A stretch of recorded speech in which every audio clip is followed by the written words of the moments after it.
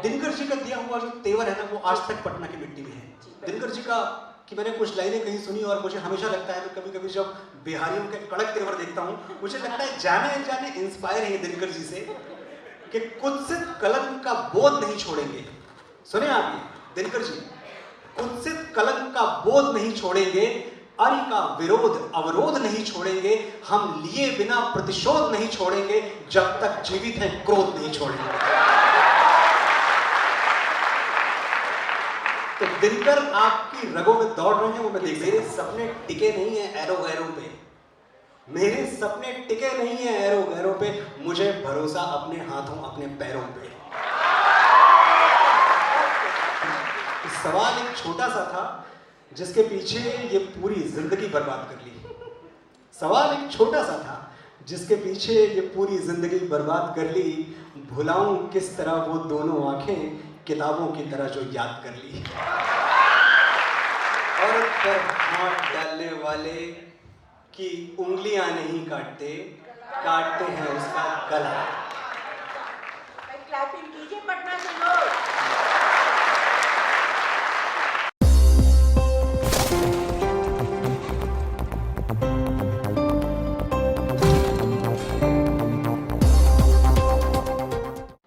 हम बहुत खुशनसीब हैं, जैसा कि अभी आपको बताया है खुर्शीद भाई ने कि ये हम लोगों ने 3 महीने पहले बस बनारस की यात्रा के दौरान इन्होंने बताया मुझे कि हम लिटरेचर फेस्टिवल करने वाले हैं, तो मैं बोली बस एक जादूगर है उससे बुला लीजिए पटना में, देखिएगा मदहोश हो जाएंगे लोग।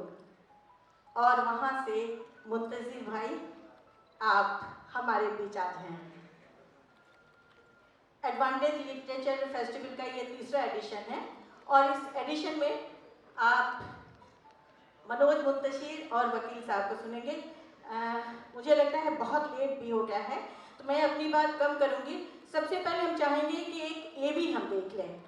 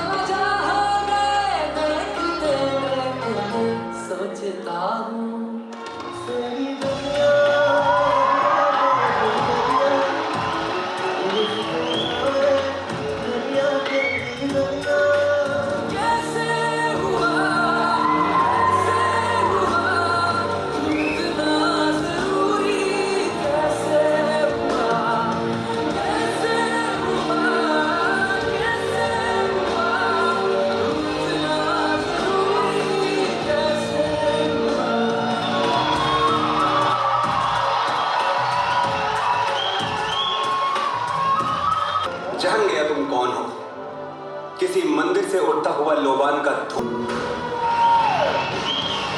पर हाथ डालने वाले की उंगलियां नहीं काटते, काटते हैं उसका गला।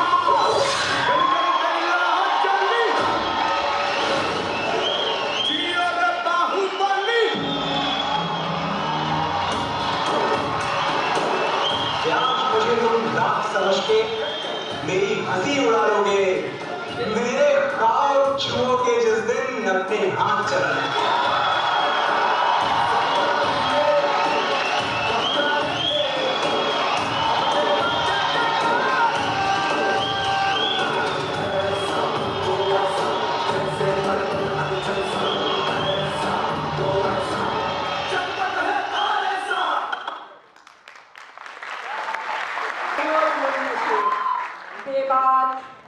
वक्ता, कवि, शायर, लेखक, कलमकार और मोहब्बत में कहते हैं इन्होंने आदमी को इंसान बना दिया।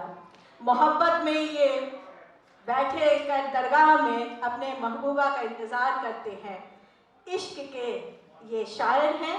12वीं क्लास में इनको इश्क का ऐसा रोग लगा कि शायर बना दिया। और अब आपके सामने हैं ये शायर। मैं शुरू करूँ बात आपसे? शुरू कर चुकी हैं आप। कर चुकी हैं, धन्यवाद। बॉम्बे से पटना, ये दूसरी बात। बैठ जाइए। इजाजत है, बैठ जाऊं? हम लोग बैठे हैं। शुक्रिया। बात कैसे आना हुआ आपका?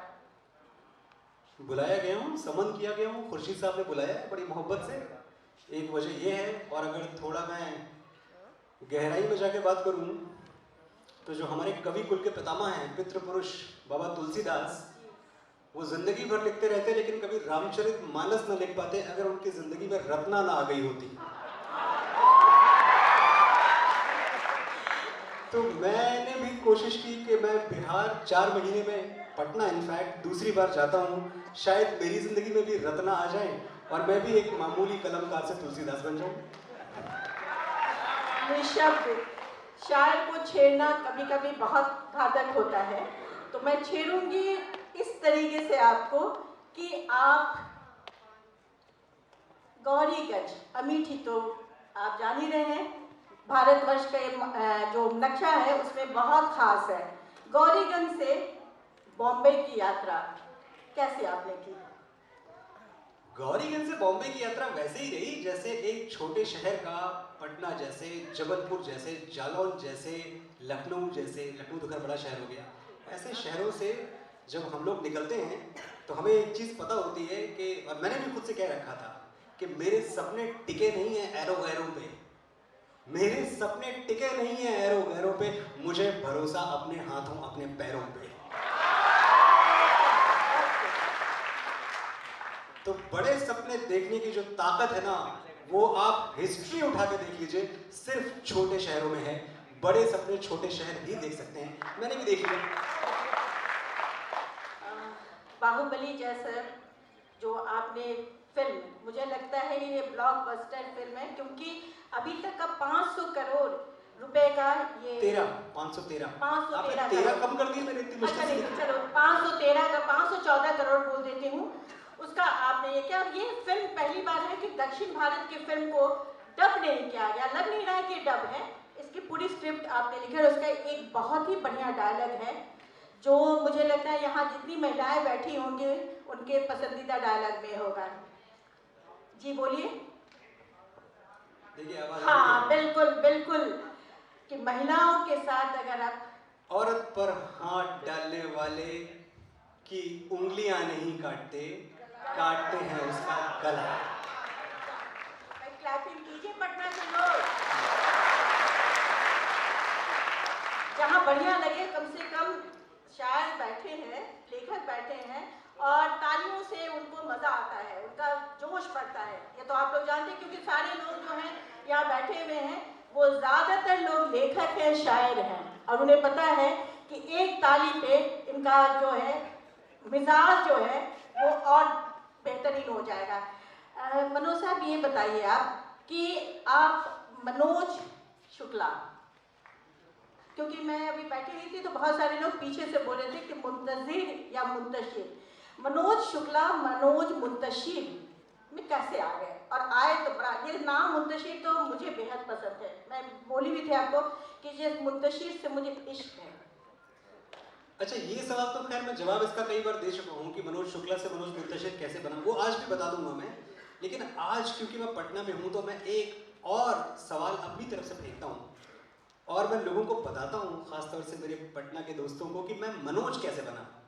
जी ये इंटरेस्टिंग है, जरूर बताइए। तो बात ये थी कि मैं गौरीगंज जैसे एक छोटे से कस्बे में मेरी पैदाइश हुई। वहाँ स्टेशन के पास, रेलवे स्टेशन के पास एक नुक्कड़ था और उस नुक्कड़ पे एक चाय की दुकान हुआ करती थी। ये चाय तब भी बड़े फैशन में थी। तो उस चाय की दुकान का नाम था Manoj and Pawan tea stall.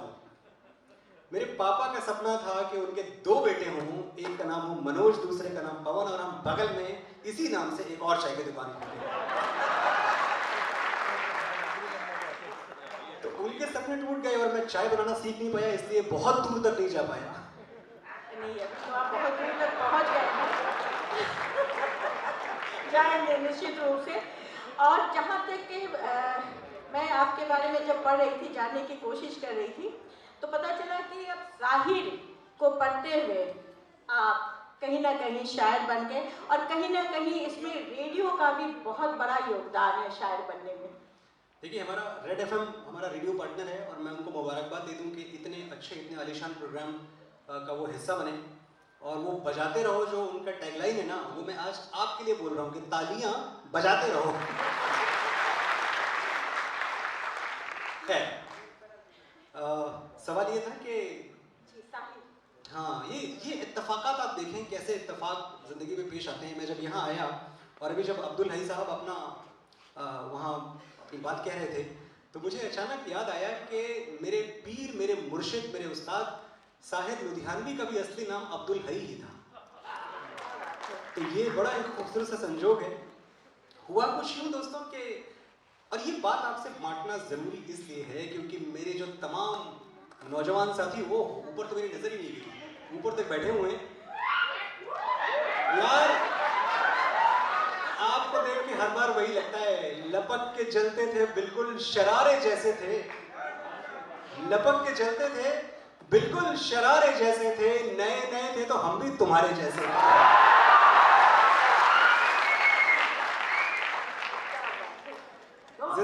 जिंदगी सिग्नल्स देती है, आप कब कौन सा सिग्नल कैच कर लें ये आपके ऊपर है। मैं अपने छोटे से गांव गौरीगंज से इलाहाबाद जा रहा था, इलाहाबाद यूनिवर्सिटी में उस वक्त मैं सेकेंड ईयर की पढ़ाई कर रहा था, बीएससी की। प्रतापगढ़ एक स्टेशन आता है रास्ते में, जहाँ की हमारी ट्रेन खराब हो गई, और हमें आके बताया गया कि देखिए अब 2 घंटे लगेंगे ट्रेन ठीक होने में, तो ये 2 घंटे आप थोड़ा टाइम पास कर लें। 2 घंटे टाइम पास, बिल्ली दूध की तरफ भागती है मुंतशिर किताबों की तरफ। मैं यहाँ वहाँ किताबें ढूंढने लगा। एक प्लेटफॉर्म नंबर 1 पे AH व्हीलर की एक दुकान थी, जहाँ इत्तेफाक से मेरी नज़र पड़ती है साहिर के दीवान पे, जिसका नाम था तलखियाँ। तलखियाँ मैंने हाथ में उठाया, और पहला पन्ना जो पलटा तो उस पर लिखा हुआ था कि दुनिया ने तजुर्बातों हवादिस की शक्ल में, यानी दुनिया ने तजुर्बों और हादसों की शक्ल में, दुनिया ने तजुर्बातों हवादिस की शक्ल में जो कुछ मुझे दिया था लौटा रहा हूँ मैं। तो ये मैं मुकम्मल कर लूँ कहानी, तो मुझे कहीं ना कहीं ये बात मेरे दिल पे लग गई, और मुझे लगा ये तो कमाल का अंदाज है बात कहने का। ये तो खैर पहला पन्ना था। आखिरी पन्ना जब पलटा तो उस पर किताब की कीमत लिखी हुई थी, जो थी 18 रुपए। अब साथियों, 18 रुपए उस जमाने में, 97 की बात है, 97 में 18 रुपए अगर मैं दे के वो किताब खरीद लूँ, इसका मतलब है कि इलाहाबाद यूनिवर्सिटी में पढ़ने के दौरान जो मेरा 4 दिन का कम से कम बंद और मक्खन का नाश्ता है वो कुर्बान हो गया। तो एक लड़ाई शुरू हो गई साहिर साहब में और नाश्ते में। वो लड़ाई तकरीबन 15 मिनट चली। किताब कभी उठता, कभी रखता, कभी उठा लेता, कभी रखता, कभी उठा लेता। 15 मिनट की लड़ाई के बाद साहिर साहब जीत गए। वो किताब उठा ली, नहीं शायद तो खैर थे ही पहले से ही, मतलब आज भी पूरी तरह नहीं बन पाए हैं, पर जैसे थे तब भी थे। वो किताब उठा ली, और उस किताब से जो सफ़र शुरू हुआ, 2 घंटे प्रतापगढ़ से इलाहाबाद आने में लगा, और जब तक मैं इलाहाबाद पहुंचता मेरा दिल मुंबई पहुंच चुका था। मैं तय कर चुका था कि मुझे भी इनके जैसा बनना है। क्या इसे कहते हैं कि मन में चाहत हो तो आप अपनी मंजिल को जरूर पा लेते हैं। आपकी जुबान उर्दू जुबान, मेरी, हम सब की। एक इंसान ऐसा खड़ा होकर यहाँ बोल दे जिसकी जुबान उर्दू जुबान नहीं है। कहाँ से सीखा? क्या बात है, तालियां तालियां जरूर करनी चाहिए। मैं बहुत बार एक गुजारिश कर चुका हूँ, और अगर कभी सुनी गई ये गुजारिश तो मैं फिर से और इस मंच से भी करना चाहता हूँ कि जिसको हम हिंदी सिनेमा कहते हैं, हिंदी फिल्म, उसको दरअसल हमें सेंसर सर्टिफिकेट पे हिंदी/उर्दू सिनेमा लिखना चाहिए, क्योंकि वो सिर्फ हिंदी सिनेमा नहीं है।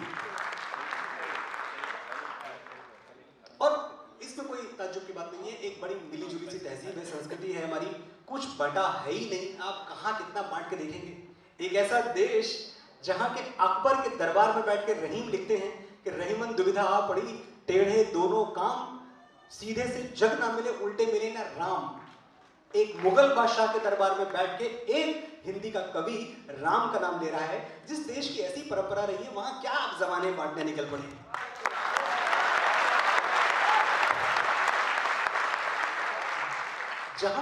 जहां के जब मुगलों से युद्ध लड़ रहे थे छत्रपति शिवाजी, तो उनका जनरल, उनका सेनापति मुसलमान था। इस तरह का भरोसा, इस तरह का एक रिश्ता, एक हम-आहंगी हमारे बीच में रही है। यहाँ जब कोई खड़ा होकर बोलता है ना कि अरे हिंदी ऐसा, उर्दू ऐसा, तो थोड़ी देर के लिए बड़ी कोफ्त होती है। और मैंने कहीं कहा भी था कि बदतमीजी नहीं तो फिर क्या है जो जबानों के साथ करते हो। बदतमीजी नहीं तो फिर क्या है जो जबानों के साथ करते हो। हिंदी हिंदू है, उर्दू मुस्लिम है, जाहिलों वाली बात करते हैं।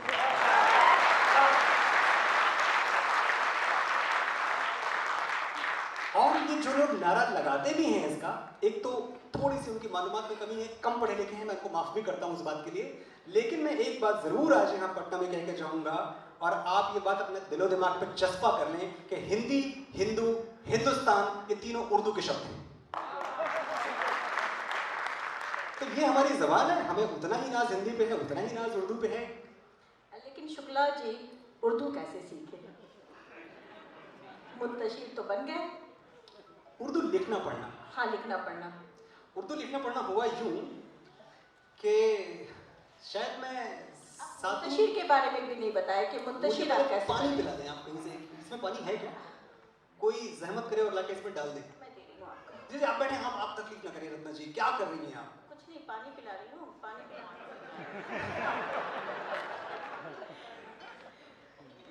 शुक्रिया, थैंक यू। जी जी जी, हाँ कासिम भाई, अरे आप सामने बैठे हैं तो समझ सकते हैं। हाँ मेरा हो गया, इतना पानी काफी है आज के लिए। तो हुआ यूं कि मैं क्लास 7th पे था, जब एक दिन अपने पिताजी का पुराना बक्सा, मेरे पिताजी जनेऊधारी ब्राह्मण पंडित शिव प्रताप शुक्ला, वो तब भी और आज भी, आज लोगों को लगता होगा जिंदगी बदल गई है, पर ये उनका शौक है या पेशा है, मैं आज तक ये फर्क नहीं कर पाया। आज भी वो ऐसे ही जीते हैं। साल के 6 महीने खेती करते हैं, जब सीजन होता है खेती का, फसलों का, और जो बाकी 6 महीने होते हैं उसमें वो छोटी सी पोथी और छोटा सा एक थैला बगल में दबाए वो शादियां करवाते हैं, हवन करवाते हैं, बड़े खुश रहते हैं ये सब करवा के। तो ये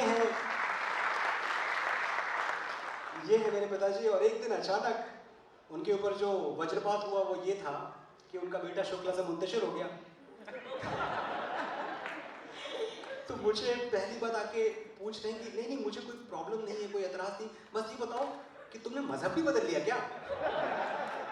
मैंने कहा दोनों मजहब मेरे थे, इस देश के, इस मिट्टी के जितने मजहब हैं सब मेरे हैं, बदलने की जरूरत ही नहीं है। खैर, तो वहां से जो कहानी शुरू होती है। हाँ नहीं, मुंतशिर का मतलब ये बता दीजिए ना। बिखरा हुआ, वो मेरी शख्सियत देख के लग रहा होगा आपको। नाम था एक, रख लिया था बस यूं ही, क्या ये सारी जिंदगी ढोना पड़ेगा? नाम था एक, रख लिया था बस यूं ही, क्या ये सारी जिंदगी ढोना पड़ेगा? और कितना टूटना बाकी बचा है, और कितना मुंतशिर होना पड़ेगा। तो मेरे पिताजी, मुझे याद है जब मैंने दीवाने गालिब मेरे हाथ में आई पहली बार, और मैं बड़े दावे से ये बात कह सकता हूँ कि हर कोई ना आज व्हाट्सएप यूनिवर्सिटी पे 4 शेर रोज सुबह गालिब के नाम से सर्कुलेट हो जाते हैं। और गालिब की शायरी समझना, पर्शियन पोइट्री है। सुल्तान साहब बैठे हुए थे यहाँ अब्दुल हई साहब बैठे हुए हैं, बड़े कमाल के लोग बैठे हुए हैं। हम सब जानते हैं कि वो बेसिकली उनका जो झुकाव था वो पर्शियन पोइट्री की तरफ था। पहला एक शेर आप दीवाने गालिब को देखें तो नक्श पर यादी है जिसकी शोखी तहरीर का, कागजी है पैरहन जिस पैकर तस्वीर का, कावे कावे सख्त जानी हाय तन्हाई न पूछ, सुबह करना शाम का लाना है जुबे शीर का। समझ में आया? नहीं आया। तो मुझे भी समझ में नहीं आया था, और वहीं से एक जिद मैंने पकड़ ली कि मुझे ये ज़बान समझ में नहीं आ रही है, बड़ी खूबसूरत ज़बान हाथ से छूट जाएगी अगर मैंने इसको पढ़ा नहीं तो ये 7वीं क्लास की बात है, कॉन्वेंट में पढ़ रहा था, पढ़ाई का बोझ बहुत ज़्यादा था, मुश्किल था कि मैं कोई और ज़बान पढ़ पाऊँ जो स्कूल में नहीं पढ़ाई जाती। खैर थोड़ा बड़ा हुआ, 10वीं तक पहुँचा, तो मेरे घर के बगल में एक मस्जिद थी। मौलवी साहब के आसपास जाके मैं मड़राने लगा। वो कहते क्या है, कहाँ घूम रहे हो, पंडित जी बहुत मारेंगे तुमको, देख लिया यहाँ तो। मैंने कहा नहीं पंडित जी नहीं मारेंगे, आप मेरी बात सुन लीजिए, मुझे उर्दू सिखा दीजिए। खैर वो उन्होंने मुझे एक मशवरा दिया कि सामने मस्जिद के बाहर एक औरत बोरा बिछा के बैठी हुई है जिस पे उर्दू कायदे की किताब रखी हुई जो 2 रुपए की है। ये तुम 2 रुपए कहीं से जुगाड़ो और ये किताब खरीदो और यहीं से उर्दू सीख जाओगे। तो मैंने ये 2 रुपए यहाँ वहाँ से इकट्ठा किए, मैंने वो किताब ली और मुझे उर्दू लिपि रस्मुल खत सीखने का मौका मिला क्लास 12th में। जब मैंने क्लास 12th का एग्ज़ाम दिया और बीएससी शुरू होने से पहले जो कुछ महीने मेरे पास थे उसमें मैंने उर्दू लिखना और पढ़ना सीखा। और इसके पहले की हालत ये थी कि मेरे वालिद साहब वापस आते हैं उन पे, मेरे पापा पे, वो रोज सुबह सुबह उठ के रुद्राष्टक का पाठ करते। नमामि शमि शान निर्माण रूपम विभुम व्यापकम ब्रह्म वेद स्वरूपम अजम निर्गुणम निर्विकल्पम निरीहम, ऊंची आवाज में। बगल में मैंने लगाया होता टेप रिकॉर्डर पे, ख्याले गैर को दिल से मिटा दे या रसूल अल्लाह, फिरत को अपना दीवाना बना दे या रसूल अल्लाह, तजल्ली तूर पे मूसा को जो तूने दिखाई थी हमें भी एक झलक उसकी दिखा दे या रसूल अल्लाह।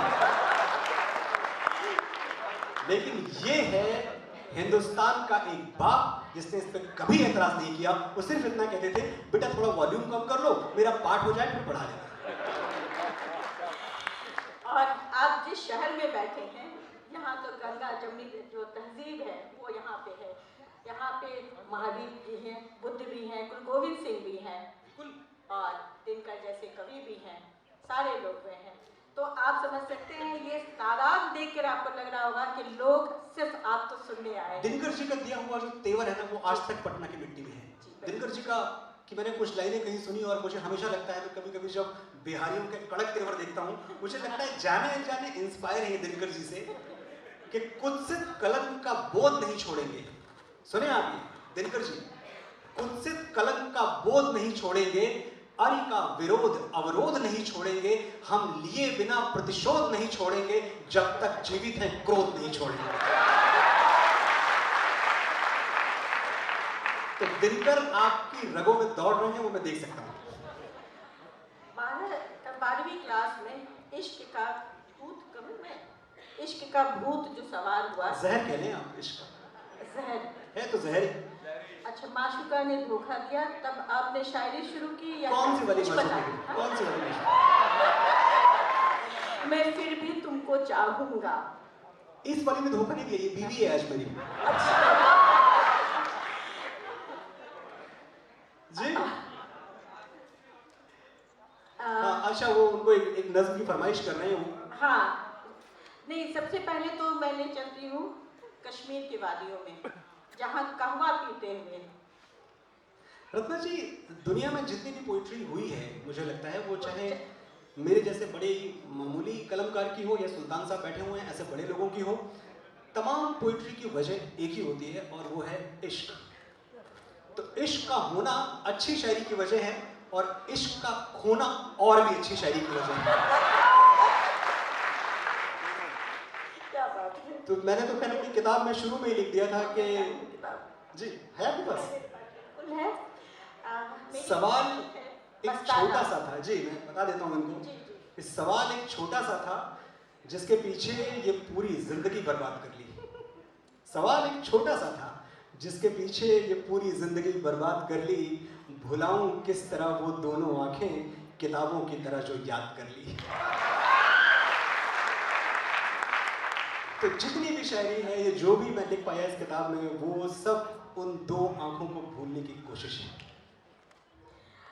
मुद्दसी साहब, साइंस कहता है कि दिल में हड्डी नहीं होती है, लेकिन दिल टूटता है, इश्क में दिल ही टूटता है। ये जरा बताइए, ये दो द्वंद्व वाली बात होती है कि दिल में तो हड्डी नहीं है लेकिन टूटता है बेतरतीब तरीके से और संभाले नहीं, समझता है। साइंस तो ये भी कहता है कि यहाँ तो बड़े आलिम फाजिल और डॉक्टर जैसे लोग भी बैठे होंगे, इनके सामने मैं मुझे बोलना भी नहीं चाहिए, फिर भी मैं कह रहा हूँ कि साइंस तो ये भी कहता है कि दिल का साइज लगभग 12 सेंटीमीटर होता है और इश्क कहता है कि सिर्फ 12 सेंटीमीटर में दुनिया भर का दर्द कैसे फिट हो जाता है। तो ये साइंस और इश्क के बीच में हमेशा से एक मुखालफत रही है और वो हमेशा रहेगी। एक चीज जरूर मैं मानता हूँ, जहां साइंस और इश्क एक जैसे, एक तौर पे, एक सतह पे काम करते हैं। साइंस कहता है कि दुनिया में कोई भी चीज टूटे, अणु, परमाणु, न्यूक्लियस, एटम, तो एनर्जी पैदा होती है। और इश्क यही कहता है कि जब दिल टूटता है तो कमाल की ऊर्जा निकलती है दोस्त। अब उस आग में आप अपना घर फूंक लें या उस आग की मशाल लेके आप अपनी पूरी जिंदगी रोशन कर दें, आपके ऊपर है। आपने एक जगह लिखा है मैं तुमसे प्यार करता हूँ, ठीक है? हाँ। उसमें है तुम्हारी खैरियत के वास्ते मैं दुआएं कल भी पढ़ता था, दुआएं अब भी पढ़ता हूँ। मैं तुमसे प्यार करता था, मैं तुमसे प्यार करता हूँ। ये किसके लिए दुआएं पढ़ते हैं? कुनबे के बुजुर्ग हमसे कह गए हैं, डॉक्टर बशीर बद्र, कि मैं खुद भी एहतियातन उस गली से कम गुजरता हूँ, मैं खुद भी एहतियातन उस गली से कम गुजरता हूँ, कोई मासूम क्यों मेरे लिए बदनाम हो जाए। तेरी गलियां, जी, वो किसकी गलियां है? ये कैसे बाकायदा बात है? उतारू है इस चीज पे अभी। माइल, किसकी गलियां? तेरी गलियां? देखिए, कैसे गलियां? तेरी गलियां, कैसे बना गलियां? तेरी गलियां वो खुदा की बारगाहें भी हो सकती है। जी बिल्कुल। ये गाना रिलीज होने के तकरीबन 1 साल बाद मुझे एक बार ओशो कम्यून से फ़ोन आता है, ओशो कम्यून पुणे, और मुझे ये कहा जाता है कि एक इवेंट के लिए वो एज अ चीफ गेस्ट बुला रहे थे। मैंने कहा लेकिन मेरा क्या रिलेशनशिप है, मैं क्यों बुला रहे हैं आप मुझे, बड़ी इज्जत की बात है पर क्यों बुला रहे हैं। तो उन्होंने कहा कि ओशो कम्यून में जो 7 दिन का मेडिटेशन कैंप होता है, 7वें दिन पूरे दिन हम गलियां पे मेडिटेट करते हैं, ध्यान करते हैं। और उसकी वजह क्या है? उसकी वजह ये है कि आपने लिखा होगा जनाब किसी माशूका के लिए या किसी हीरोइन के लिए, हम तो उसको खुदा से जोड़ते हैं कि तू मेरी नींदों में सोता है, तू मेरे अश्कों में रोता है, सरगोशी सी है ख्यालों में, तू ना हो फिर भी तू होता है। बहुत खूब, बहुत खूब। आप ये शायर तो बन गए, लेकिन इश्क पे ज़्यादा आपने लिखा है, ये भी सही है, लेकिन आपने हमारे सैनिकों पे भी लिखा है। सैनिक पे आपने बहुत ही बढ़िया एक कविता है, याद है आपको? नहीं, याद तो मुझे खैर सब कुछ है, याददाश्त मेरी जी बहुत तेज है, बेहतर है। इसीलिए मैं एक एक लाइन बोलती हूँ, इसीलिए मैं जानती हूँ, उसके बाद आप उसको पूरा, हमारे जो दर्शक बैठे हैं उनको सुनाइए। ये एक मेरा गाना तेरी मिट्टी आप सबने जी। सुना होगा जी। तो ये तेरी मिट्टी, मैं उस नज़्म पे आने के पहले ज़रा एक बार बयान कर दूं कि ये तेरी मिट्टी जब मैं केसरी के लिए लिख रहा था तो मेरे दिमाग में सिर्फ एक चीज़ थी कि जब एक सिपाही गोली खा के when he is bleeding to death, तो आखिर के 10 मिनट वो सोचता क्या होगा। तो ये आखिर के 10 मिनट का जो ख्याल है वो ये पूरा का पूरा गाना था कि सरसों से भरे खलिहान मेरे जहां लौट के वापस जा न सका, सरसों से भरे खलिहान मेरे जहां झूम के भंगड़ा पा न सका, आबाद रहे वो गांव मेरा जहां लौट के वापस जा न सका।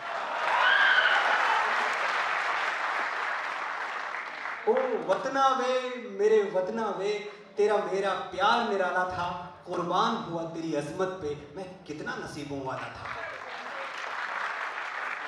तेरी मिट्टी में मिल जावा, गुल बन के मैं खिल जावा, इतनी सी है दिल की आरज़ू, तेरी नदियों में बह जावा, तेरे खेतों में लहरावा, इतनी सी है दिल की आरज़ू।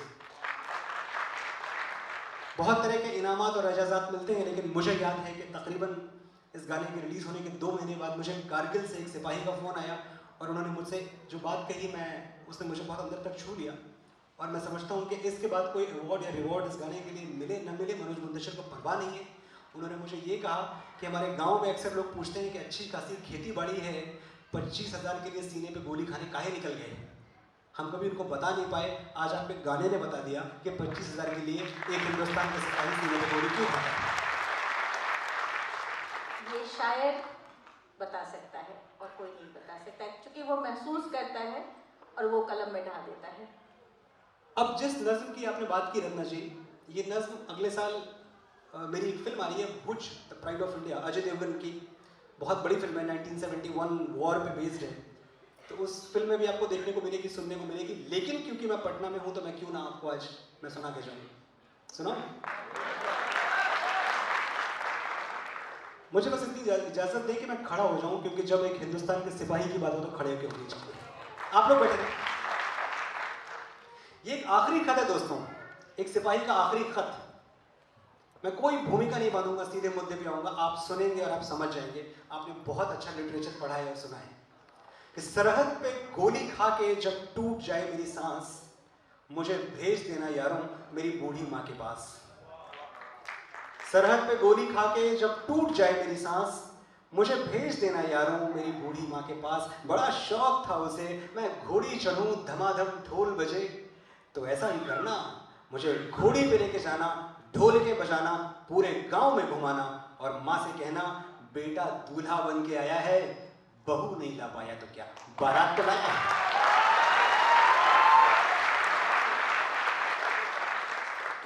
मेरे बाबूजी पुराने फौजी बड़े मनमौजी, कहते थे बच्चे तिरंगा लहरा के आना या तिरंगे में लिपट के आना। कह देना उनसे, मैंने उनकी बात रख ली, दुश्मन को पीठ नहीं दिखाई, आखिरी गोली भी सीने पे खाई। मेरा छोटा भाई, उससे पूछना क्या मेरा वादा निभाएगा। मैं सरहदों से बोल के आया था, एक बेटा जाएगा तो दूसरा आएगा। मेरी छोटी बहना, उससे कहना मुझे याद था उसका तोहफा, लेकिन अजीब इत्तेफाक हो गया, राखी से पहले भाई राख हो गया।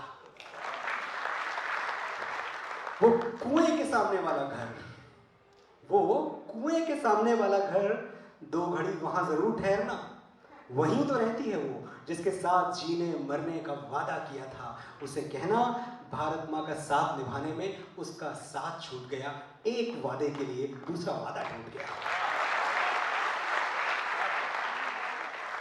बस मेरी आखिरी गुजारिश, मेरी आखिरी ख्वाहिश, मेरी मौत का मातम ना करना।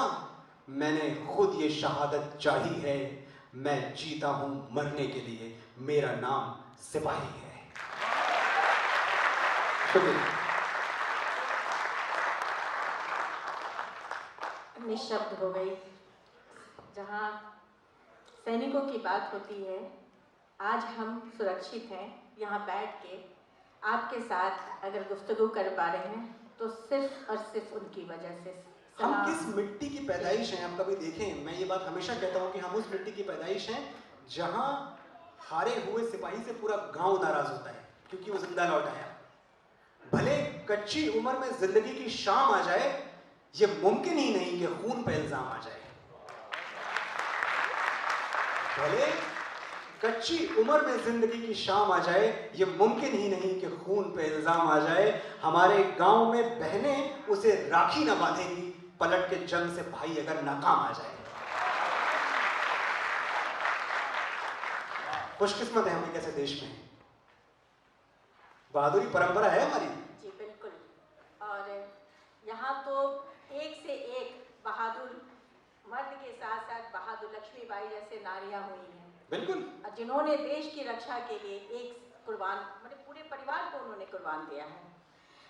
कहाँ से लौटूं मुझे समझ नहीं आ रहा है, क्योंकि आपने उस दर्द को, उस नब्ज को आपने छूने की कोशिश की है, जहाँ मुझे लगता है कि हर कोई ये सोच रहा है, फख्र से महसूस करता है कि हम उस देश के नागरिक हैं जहाँ जिसे हिंदुस्तान कहते हैं। क्या बात, बिल्कुल। हम अपनी दुश्मने जान को भी अपनी जान कहते हैं। राहत साहब, हम अपने दुश्मने जान को भी अपनी जान कहते हैं, मोहब्बत की इसी मिट्टी को हिंदुस्तान कहते हैं। और अब वक्त भी हो चला है। हाँ वक्त है, लेकिन कह तो नहीं रहा है। एयरपोर्ट जाना है, आप समझ लें, आपकी जिम्मेदारी आपके हवाले हूं मैं। 9:05 पे इनकी फ्लाइट है, छूटना। मैं तो चाह रही हूँ कि छूट जाए, मज़ा आ जाए। आज की शाम, आज की रात ये हमारे साथ गुजारी। देखिए, शाम के साथ उन्होंने रात भी जोड़ दी। हाँ क्या, ये देखिए, अब हाँ जी, मैं आने वाली थी वो खत की बात, लेकिन खत तो अभी थोड़ा वक्त दीजिए, उसके पहले मैं ले चलती हूँ आप लोगों को, क्योंकि ये खजाना है, इनको बस एक शब्द की ज़रूरत है, उसके बाद तो ये हमें भी बहा के ले चलते हैं रूमानियत की दुनिया में, रूमानियत के उस पे जहाँ से लौट के आने का किसी का नहीं दिल कर रहा होगा। ये बताइए आप कि एक छोटे से कस्बे का आदमी इतना बड़ा सपना देख कर आता है, और आपने शायद अनूप जलोटा के भजन से आपने शुरुआत की थी, 3000 उस पर आपको मिला था, और जब ये मौका मिला आपको कि कौन बनेगा करोड़पति के अमिताभ बच्चन का सामना करना, मैं पढ़ी हूँ शायद उस समय आपके पास ढंग के जूते भी नहीं थे, और उस जूते पे आपने बहुत कमाल किया। जूते फटे पहन के आकाश पे चढ़े थे, जूते फटे पहन के आकाश पे चढ़े थे, सपने हमारे हरदम औकात से बड़े थे।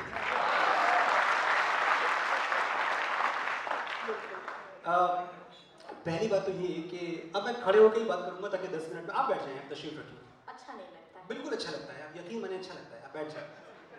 अच्छा मैं बैठती हूँ, फिर जब मन करेगा बिल्कुल मैं आपको उठा लूंगा। तब तक मैं पानी पी लूँ। हाँ प्लीज पी लें पानी आप। सवाल ये है कि कोई क्यों लिखता है, सबकी अपनी अपनी वजह होंगी, इश्क तो खैर एक वजह है ही है, मेरी वजह एक और भी थी। मैं सुनता बहुत था और मैं पढ़ता बहुत था।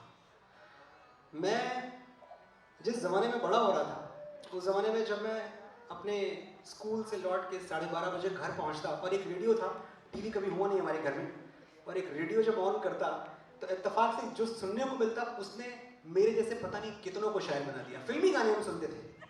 आज जब बात होती है ना कि आज ब्लू है पानी पानी और दिन है सानी सानी और वाह क्या कमाल का गाना है और क्या शायरी है, तो मैं लोगों को एक बार याद दिलाना चाहता हूँ कि कैफी साहब भी शायरी करके गए थे। वो कहते थे कि आशिकी जुर्म, वफा जुर्म, मोहब्बत है गुनाह, ये वो दुनिया है जहाँ प्यार नहीं हो सकता। और ये फिल्मी शायरी है, इसका मेयार देखें आप, इसका कद देखें कि आशिकी जुर्म, वफा जुर्म, मोहब्बत है गुनाह, ये वो दुनिया है जहाँ प्यार नहीं हो सकता।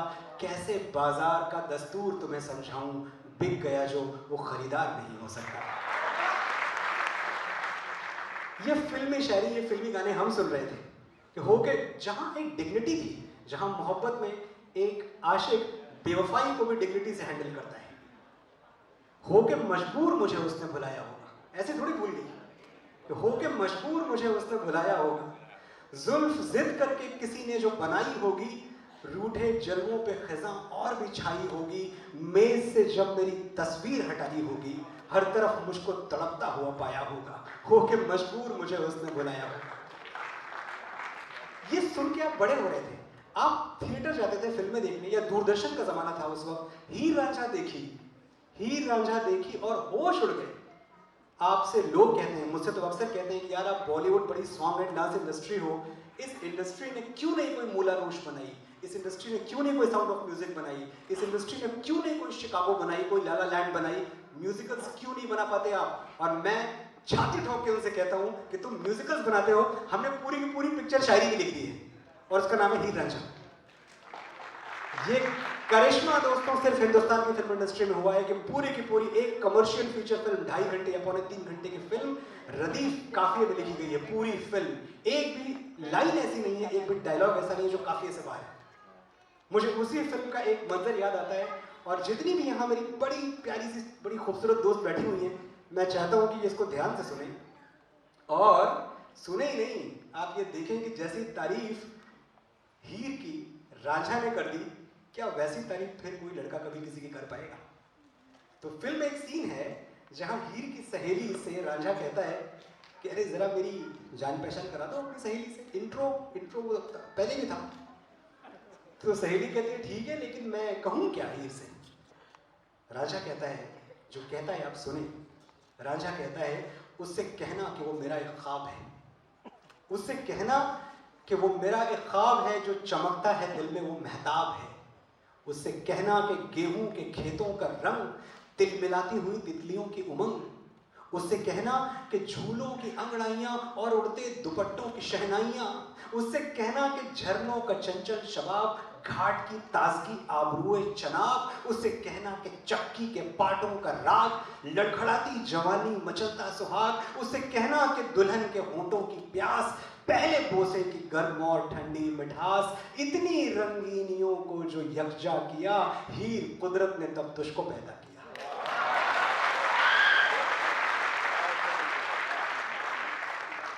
ऐसे ऐसे चिराग रोशन है हमारे देश में। मैंने बहुत पहले एक कहानी सुनी थी कहीं कि रोम में एक फकीर था, जब वो गुजर गया, वो 40 साल से एक जगह पे बैठ के भीख मांगता रहता था। सुन रहे हैं आप लोग? मैं खत्म करूं या सुनाऊं थोड़ी? जी, आप मुझे इशारा कर दीजिएगा क्योंकि फ्लाइट न छूट जाए। तो रोम में एक भिखारी था जो 40 साल तक एक ही जगह पर बैठकर भीख मांगता रहा। जब वो गुजर गया तो अफसर लोग आए और साफ सफाई की, जो उसके बर्तन भांडे थे उठा के फेंक दिए। एक पादरी साहब भी आए, उन्होंने बोला यार ये मिट्टी बड़ी अपवित्र हो गई क्योंकि इसने भीख मांगने जैसा जलील काम यहाँ बैठकर 40 साल तक किया है, ये मिट्टी भी खोद लो। वो मिट्टी खोदी गई तो वहां से खजाने निकले, हीरे जवाहरात मोती। उस जमीन पे जहां खजाने गड़े हुए थे, 40 साल तक बैठे कोई भीख मांग रहा था। हम भी ऐसे ही कर रहे हैं। हम वेस्टर्न कंट्रीज के पास जाते हैं, भैया अपना दे दो, अपनी कहानी दे दो, अपनी फिल्म दे दो हमें, हम इंस्पायर हो जाएं, हम कुछ लिख लें। ताज्जुब है कि हमारे पास क्या क्या पड़ा हुआ है, कैसे कैसे खजाने पड़े हुए हैं। तो बहुत हमारे पास आचार्य चतुर्सेन है, हमारे पास महाभारत है, हमारे पास रामायण है, हमारे पास इतनी सारी कथाएं हैं, और आज हम उनकी तरफ पलट के देखते हैं तो कहीं एक हिंदुस्तानी होने के नाते मुझे थोड़ी सी तकलीफ होती है। हमारे पास फिराक है, हमारे पास गालिब है, हमारे पास फैज है। बिल्कुल, बोल के लब आजाद है तेरे, बोल जुबां अब तक तेरी है, बोल के लब आजाद है तेरे, बोल जुबां अब तक तेरी है, तेरा सुतमा जिस्म है तेरा, बोल के जान अब तक तेरी है। फैज अहमद फैज। मैं कुछ समझाऊंगा नहीं क्योंकि पटना में मुझे उर्दू समझाने की जरूरत नहीं, सब समझते हैं। बोल के लब आजाद है तेरे, बोल जुबां अब तक तेरी है, तेरा सुतमा जिस्म है तेरा, बोल के जान अब तक तेरी है। देख के आहन गर की दुका पर तुंद है शोले, तेज है आहन। मतलब इनकलाब की भट्टियों में लोहा गर्म हो रहा है। देख के आहन गर की दुका पर तुंद है शोले, तेज है आहन। खुलने लगे कुफलों के दहाने, फैला हर एक जंजीर का दामन। बोल के थोड़ा वक्त बहुत है, जिस्मो ज़ुबां की मौत से पहले। बोल के तू जिंदा है अब तक, बोल के जो कहना है कह दे। ऐसे प्रोग्राम्स में, ऐसी शामों में जो खुर्शीद साहब ने ये आरास्ता की है, यहाँ सिर्फ तालियां बजाने के लिए नहीं, आप बोलने के लिए आए, मुझे बेहद खुशी होगी। अच्छा कहें, बुरा कहें, लानत मलामत जो भी है, पर बोलते रहें, खामोश न बैठे। वक्त हो गया? वक्त तो हो गया है, लेकिन बताएं। एक वो सुनाकर आप जाइए। क्या? एक वो क्या? कश्मीर की वादियों में जब, देखिए, एक तो फिल्मी गाने लिखना बड़ा मुश्किल काम है। मैं इतनी सबने बातें सुन ली, मैं अपनी थोड़ी तकलीफ भी जाहिर कर दूं। फिल्मी गाने लिखना बहुत मुश्किल काम है। एक वाकया मैंने सुना था बहुत पहले कि पुराने ज़माने के प्रोड्यूसर थे जिन्होंने, मेहमान हमारे आ रहे हैं अभी भी, खैर मकदम है उनका। एक किस्सा सुनाता हूँ फिर मैं जाता हूँ आपसे, और तब आपको समझ में आएगा कि मेरे जैसा आदमी जब फिल्मों के गाने लिखने जाता है तो कहाँ कहाँ से गुजरता है। तो एक पुराने ज़माने के प्रोड्यूसर थे, एक बार उनको ख्याल आया कि यार ये हिंदी फिल्मों के जो गाने लिखते हैं ये बड़े मामूली गाने लिखते हैं, मतलब क्या दिल वेल आशिक वाशिक जिगर नजर टाइप, कोई बात नहीं होती, कोई साहित्य नहीं होता। तो मैं अपनी फिल्मों के गाने हिंदी के मूर्धन्य साहित्यकारों से लिखाऊंगा। तो वो पहुंचे सबसे पहले काका हाथरसी के पास। आप सब वाकिफ हैं काका से? वाकिफ हैं, उनका अंदाज भी जानते हैं। काका के पास पहुंचे, बोले काका सिचुएशन ऐसी है फिल्म में कि जो हीरोइन है हमारी बड़ी खूबसूरत सी, वो टेरेस पे बैठी हुई है छज्जे पे, उसके चेहरे पे दुख की लकीरें हैं, उसको देख के लग रहा है कि कहीं वो कूद के खुदकुशी ना कर ले। बड़ा ट्रैजिक सिचुएशन है, बैकग्राउंड में गाना चल रहा है, आप गाना लिख दो। काका ने जो गाना लिखा वो आपको सुनना चाहिए। काका ने लिखा, गोरी बैठी छत पर कूदन को तैयार, गोरी बैठी छत पर कूदन को तैयार, नीचे पक्का फर्श है भली करे करतार, भली करे करतार न कोई दे दे धक्का, ऊपर मोटी नार है नीचे पतले कटका। तो ये देखा उन्होंने, बोला यार ये तो फिल्मों का गाना नहीं लग रहा है, क्या करें। वो बहुत जगहों से गुजरे, मैं एक आखिर मोड़ पे आपको लेके आता हूँ। वो इसी पटना के जो पुत्र हैं, पटना पुत्र के पास जा पहुंचे, वो दिनकर जी के पास। बोले दिनकर जी ये सिचुएशन, इस पे आप एक गाना लिख दें। दिनकर जी ने जो लिखा, मैं चाहता हूं कि उस पे पूरे सदन की तालियां सुनाई पड़े मुझे। सुने आप क्या लिखा दिनकर जी ने कि हे प्रचंड चंड चंडिनी, और ये फिल्म के लिए लिखा है कि हे प्रचंड चंड चंडिनी, अखंड खंड खंडिनी, वीरता भिमंडिनी, साम दाम दंडिनी, सिंगनी की ठान से, आन बान शान से, मान से गुमान से, तुम गिरो मकान से।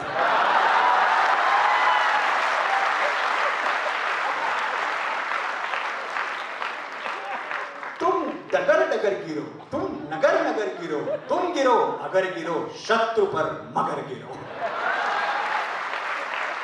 बहुत बहुत शुक्रिया। काश थोड़ा सा वक्त और होता, बहुत बातें करते, और थैंक यू मुझे बुलाने के लिए। फिर प्ले करना बहुत जरूरी। Thank you. मैं गाना तो नहीं गाती हूँ, लेकिन मुझे लगता है कि आप जा रहे हैं, उसको लेके मेरे मन में एक लाइन मैं गाती गई हूँ। ना जाओ छोड़ के कि दिल अभी भरा नहीं, वादा करके जाइए कि तीसरी बार फिर पटना आ पाएंगे। तुलसी बनना है तो रत्ना के पास आना ही पड़ेगा, कहाँ जाएंगे। एक अच्छी खबर ये है कि 5 मिनट और रोक रहे हैं, एयरपोर्ट मैनेजर यहाँ बैठे हुए हैं, तो बोर्डिंग यहीं आ गई आपकी। क्या बात है, इसे कहते हैं मोहब्बत। देख लीजिए सर ये यहाँ ऐसा फ्लाइट क्यों? सर एक बोर्डिंग यहीं आ जाएगी, कोई 10 मिनट ऑफ होना चाहते हैं, अब समय है। महफिल गुस्सा जाएगी।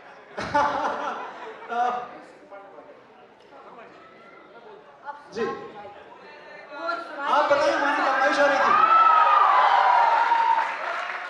ये जो देखिए, खत वाली चीज सुनी है ना आपको, ये सब जो है ये उस दौर में मुझे वापस ले जाना चाहते हैं जब खतों किताबत का जमाना था, जब मोबाइल्स और व्हाट्सएप का टाइम नहीं था।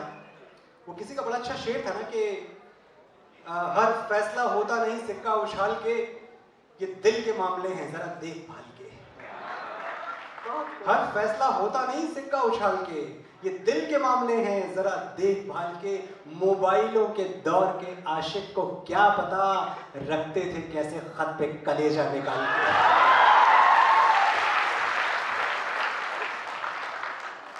तो ये उस दौर की बात है जब खत लिखे जाते थे। मुझे 12वीं में पहली बार इश्क हुआ था, ये बता चुकी हैं आपको रत्ना जी।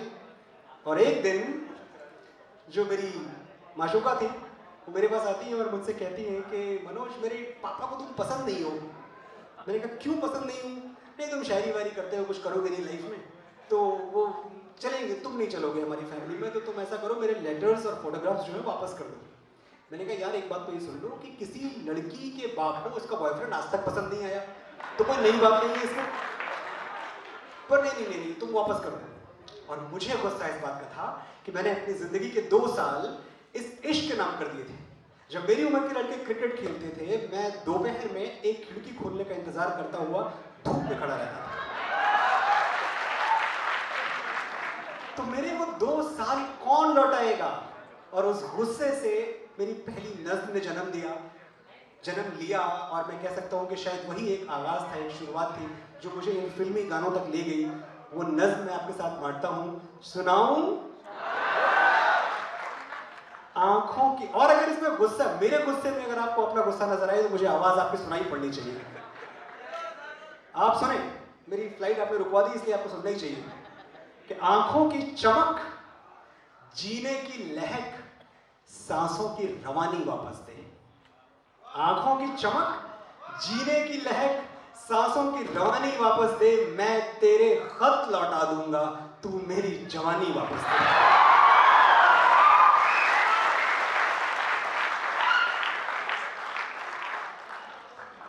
जब फूलों वाली रुत आई और जश्न मनाया दुनिया ने, जब टूट के बरसी मस्त घटा और झूम के नाचे दीवाने, फेर के आंखें हर शय से मैं तेरा दर्द संजोता रहा।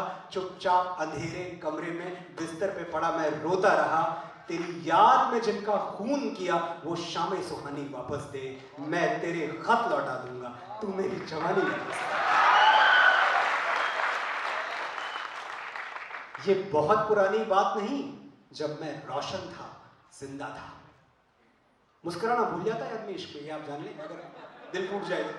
ये बहुत पुरानी बात नहीं, जब मैं रोशन था, जिंदा था, वो नूर था मेरे माथे पर के हर तारा शर्मिंदा था। घनघोर अंधेरे रोते हैं जिस चेहरे की वीरानी पर एक दिया सा जलता रहता था दिन रात इसी पेशानी पर। तू मेरा सब कुछ ले जा, बस मुझे वो पेशानी वापस दे, मैं तेरे खत लौटा दूंगा, तू मेरी जवानी वापस दे। वो दिन भी कैसे दिन थे जब पलकों पे ख्वाब पिघलते थे। कुछ जमाने याद आ रहे हैं आप लोग को अपने? वो दिन भी कैसे दिन थे जब पलकों पे ख्वाब पिघलते थे, जब शाम ढले सूरज डूबे दिल के अंगारे जलते थे। वो धूप छांव सब खाक हुई, यादों के चेहरे पीले हैं। कल ख्वाबों की फसलें थी जहां, अब रेत के बंजर टीले हैं। आंखों के दरिया सूख गए, ला इनका पानी वापस दे, मैं तेरे खत लौटा दूं, तू मेरी जवानी वापस दे। शुक्रिया। बहुत खूब। आपकी जवानी तो आपके पास है, वापस करने की कोई ज़रूरत ही नहीं है। ऐसे ही खूबसूरत आप बने रहिए, ये दुआएं यहाँ के लोगों के आपके साथ है। पटना हमेशा आपका इंतज़ार करते रहेगा, इस विश्वास के साथ। बहुत बहुत शुक्रिया पटना इन मोहब्बतों के लिए। मैं एक बात समझता हूँ कि जब भी कहते हैं ना कि हम सुनने जा रहे हैं, ये सुनना कोई मामूली चीज़ नहीं है, ये श्रुति वेदों की परंपरा है। आपने इस चीज़ को जिंदा रखा है, इसके लिए मुबारकबाद।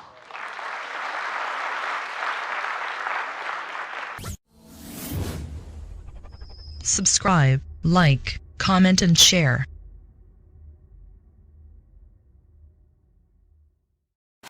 Thank you so much sir. एक बार जोरदार तालियां आप हमारे खास मेहमान जनाब मनोहर मुंतशी साहब के लिए बजा दें।